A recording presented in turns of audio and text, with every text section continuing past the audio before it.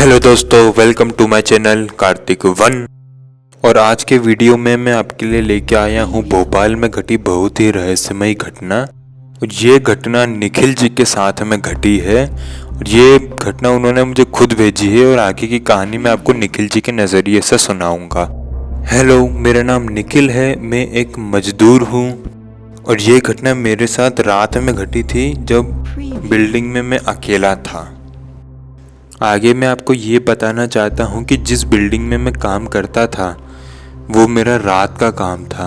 रात में मैं वहाँ पे पाइप ठीक करने का काम करता था और इसी दौरान मेरे साथ ये घटना घटी थी।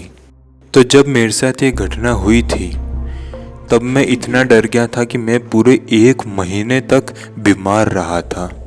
तो घटना कुछ यूँ है कि एक रात जब मैं उस बिल्डिंग में एक पाइप ठीक कर रहा था तो मुझे मेरे पीछे से किसी के बच्चे की दौड़ के जाने की आवाज़ आई। मैंने उस तरफ देख के चिल्लाया, कौन है वहाँ पर? सामने से किसी ने कुछ जवाब नहीं दिया तो मैं वापस से अपने काम में भिड़ गया। फिर मैं उस बिल्डिंग के 2nd फ्लोर पर गया काम करने के लिए, जिस बिल्डिंग में मैं काम करने गया था। उस बिल्डिंग के 2nd फ्लोर पर जाते ही मेरे साथ वो घटना फिर से घटी। मुझे किसी बच्चे के दौड़ने की आवाज़ आई और इस बार मुझे पूरा यकीन हो गया था कि बिल्डिंग में कोई बच्चा घुस आया है। तो मैंने एक डंडा उठाया और उस आवाज़ का पीछा किया जहाँ से आवाज़ आ रही थी। उस आवाज़ का पीछा करते करते मैं 3rd फ्लोर तक पहुंच गया। वहां पहुंचते ही मुझे सारी आवाज़ें आना बंद हो गई। अचानक से पूरी बिल्डिंग की लाइट चले गई। मैं शॉक में हो गया कि अचानक से इस लाइट को क्या हुआ। मैंने अपने फ़ोन की फ्लैश चालू की और वापस नीचे जाने लगा और अपना काम करने लगा। फिर 5-10 मिनट बाद मुझसे कुछ 5-10 मीटर दूर किसी बच्चे की हंसने की आवाज़ आई। मैंने अपनी फ्लैश की लाइट उस तरफ की लेकिन उस तरफ कोई भी नहीं था। अब मैं थोड़ा सा डर रहा था तो मैंने सोचा फटाफट से काम करके यहाँ से निकल जाते हैं। फिर मैंने अपना फटाफट से काम कंप्लीट किया और जैसे ही मैं उस बिल्डिंग के बाहर आया अंदर से एक बहुत ज़ोर से आवाज़ आई, यहाँ वापस मत आना। ये सुनकर मैं बहुत डर गया।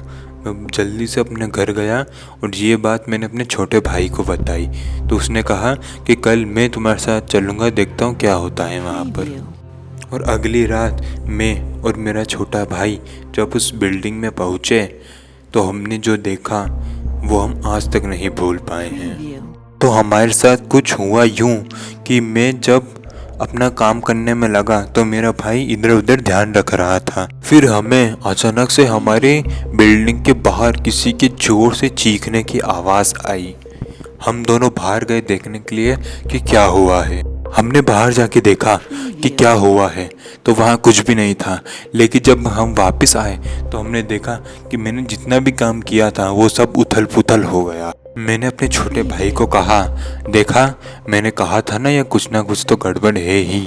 तो मेरे छोटे भाई ने कहा कि ऐसा कुछ नहीं हुआ है, हवा की वजह से ऐसा हुआ होगा, तुम भूत पर कुछ ज़्यादा ही यकीन करते हो। तो मैंने कहा कि तुम्हें शायद अभी भी यकीन नहीं हो रहा, वो ये आत्मा है या चुड़ैल मुझे नहीं पता, लेकिन वो हमें यहाँ अपने होने का अंदाज़ा करवा रही है। फिर मैं वापस से अपने काम में भिड़ गया।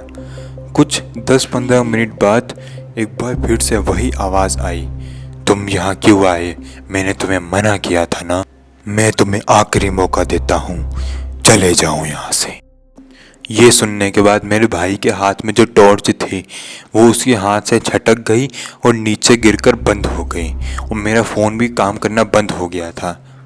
फिर मैंने अपने छोटे भाई को कहा, देखा मैंने कहा था ना यहाँ कुछ है। तो मेरे छोटे भाई ने कहा, क्या तुम इन सब चीज़ों से डर रहे हो? कोई हमारे साथ मजाक कर रहा है। ये सुनने के बाद मुझे बहुत गुस्सा आया और मैंने अपने छोटे भाई को कहा, तुम अपना मुंह बंद करो और अब हम दोनों साथ में ही रहेंगे, तुम मेरा हाथ मत छोड़ना बस। और हम नीचे उतरने लगे और नीचे उतरते वक्त हमारे साथ कई घटनाएं हुई। उसमें से पहली घटना ये है कि हम जैसे ही नीचे उतर रहे थे तो उस बिल्डिंग की लाइटें बार बार बंद चालू हो रही थी। लाइट बंद चालू होने के बाद हम इतना डर गए कि हमने भागना चालू कर दिया।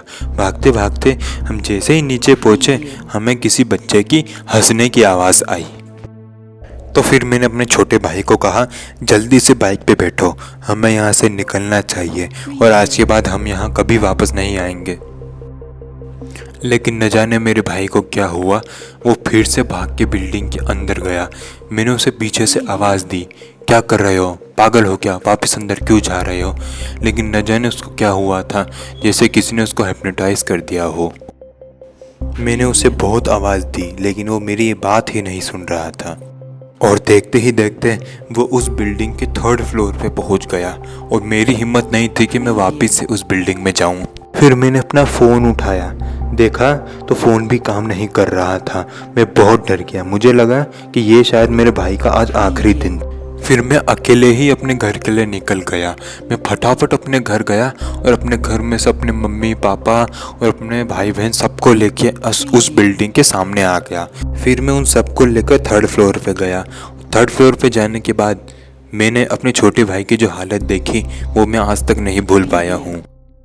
मैंने देखा कि वो किसी अन्य इंसान के साथ बैठकर किसी का मांस खा रहा था और वो मांस किसी जानवर का नहीं बल्कि किसी इंसान का था।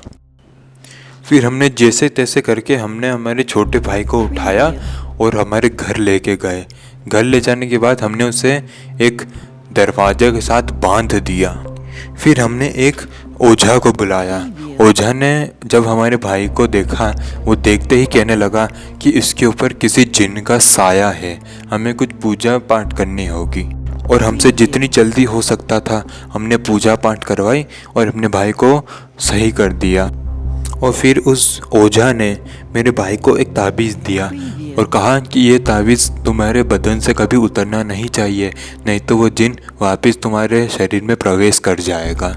ये कहने के बाद ओझा ने फटाफट से वो ताबीज़ मेरे भाई के हाथ में बांध दिया और मेरे भाई ने आज तक उस ताबीज़ को कभी उतारा नहीं। इस घटना के बाद मैं कभी उस बिल्डिंग में काम करने नहीं गया। तो दोस्तों वीडियो होती है यहीं ख़त्म। वीडियो अच्छी लगी हो तो वीडियो को लाइक कीजिएगा, शेयर कीजिएगा। ऐसे ही हॉरर वीडियोस देखने के लिए मेरे चैनल को सब्सक्राइब कीजिएगा। नीचे कमेंट करके बताइएगा वीडियो कैसा लगा। मिलते हैं अगली वीडियो में, तब तक के लिए जय हिंद, जय भारत।